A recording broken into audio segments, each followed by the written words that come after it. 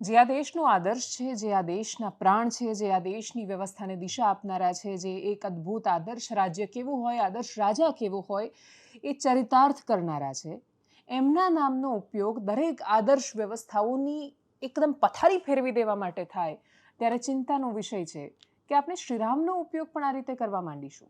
નેતા ઉમેદવાર બને અને એ જ્યારે મત લેવા માટે રસ્તા પર જાય તો સ્વાભાવિક છે કે ઘણીવાર પોતાના પક્ષના, ઘણીવાર સામેના પક્ષના, ઘણીવાર રાજનીતિક ઉપયોગ માટે, ઘણીવાર રાગદ્વેષની સાથે, તો ઘણીવાર ખૂબ જેન્યુન રીતે પણ લોકો પ્રશ્ન પૂછે. લોકો પ્રશ્ન પૂછે તો અદ્ભુત લોકતંત્રની નિશાની છે. લોકો ખુલીને ઉમેદવારની સામે બોલી રહ્યા છે એ જ બતાવે છે કે આ દેશમાં લોકતંત્ર બહુ તંદુરસ્ત છે. પણ એ લોકતંત્રની એસી તેસી કરવાને ઉમેદવારનો અવાજ, એ સામાન્ય માણસનો, મતદારનો અવાજ બંધ કરવા માટે તમે જય શ્રી રામના નારા લગાવવા માંડો એ કેટલું દુર્ભાગ્યપૂર્ણ છે. વડોદરા, અમદાવાદ, સુરત, રાજકોટ અનેક જગ્યાએથી આ પ્રકારની તસવીર સામે આવી રહી છે.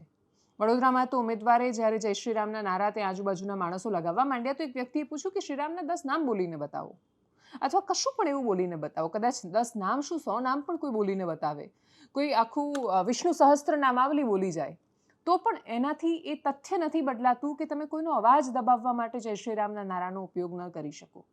શ્રીરામનું નામ અને નારો એ માત્ર તમારા રાજનીતિક નશાનો નારો નથી. એનો બહુ જ મતલબ છે આ દેશમાં. આ દેશની શ્રદ્ધાનું બહુ જ મૂળભૂત એક કેન્દ્ર સ્થાન છે શ્રીરામ. અને એટલે જ જે તસવીરો સામે આવી એ બહુ જ બધા પ્રશ્નો ઊભા કરે છે. ભારતીય જનતા પાર્ટી માટે આ ચિંતાનો વિષય છે, કેમ કે આ પ્રશ્નો કે ઉમેદવારો પૂછે મોટાભાગે ગામડાઓમાંથી જિલ્લા પંચાયત કે તાલુકા પંચાયતોમાં દેખાય. ગામમાં બેનર ને પોસ્ટર લાગ્યા હોય કે નેતાઓએ આવવાનું નહીં, એ લોકો એવું કહેતા હોય કે અમારે ત્યાં સમસ્યા છે.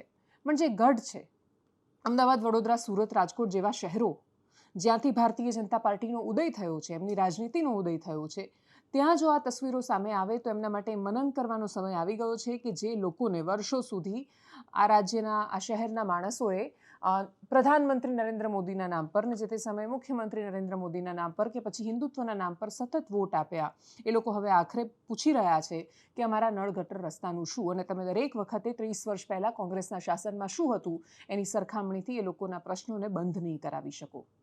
અમદાવાદમાં એ દેખાયું, વડોદરામાં દેખાયું, સુરતમાં દેખાયું. જે તસવીરો સામે આવી, કરીએ એના પર નજર.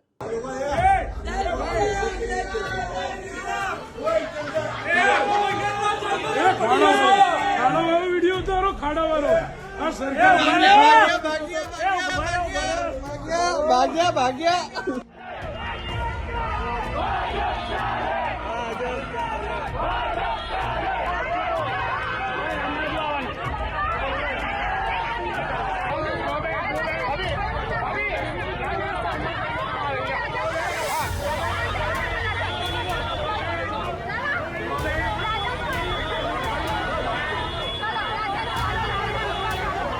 ડોક્ટર સાહેબ ભાઈ તારા જોડવાની તો બે શાંતિ રાખજે.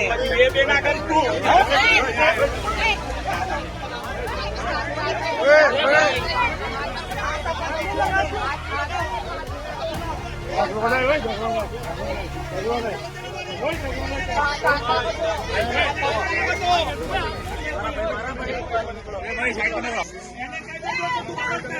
છોકરા પર હાથ લગાવો.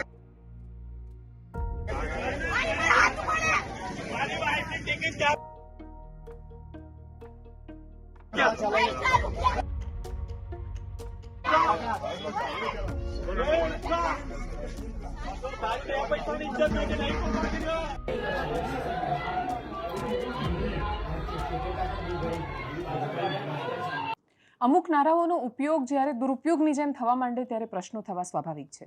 મુખ્યમંત્રીનો જે તે સમયે વડોદરામાં કાર્યક્રમ હતો. વડોદરા હરણી બોટકાંડની પીડિત સ્ત્રી ઊભી થઈ, એને કોઈ કે ટાર્ગેટ કરીને લાવી, કોઈ એને લઈને આવ્યું, આખો વિષય અલગ હતો. એ પીડિત હતી, એક માતા હતી અને પોતાના બાળકની સાથે થયેલા અન્યાય માટે, એનું બાળક જે મર્યું એના માટે સવાલ કરી રહી હતી.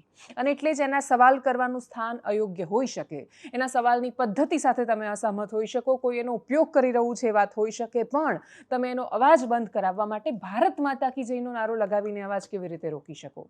એ દિવસે પણ આ જ થયું. બધાએ જેવું બેને બોલવાનું શરૂ કર્યું એટલે બધા જોરથી બોલવા માંડ્યા, ભારત માતા કી જય. એક માતા રડી રહી હોય ત્યારે ભારત માતા ખુશ થાય?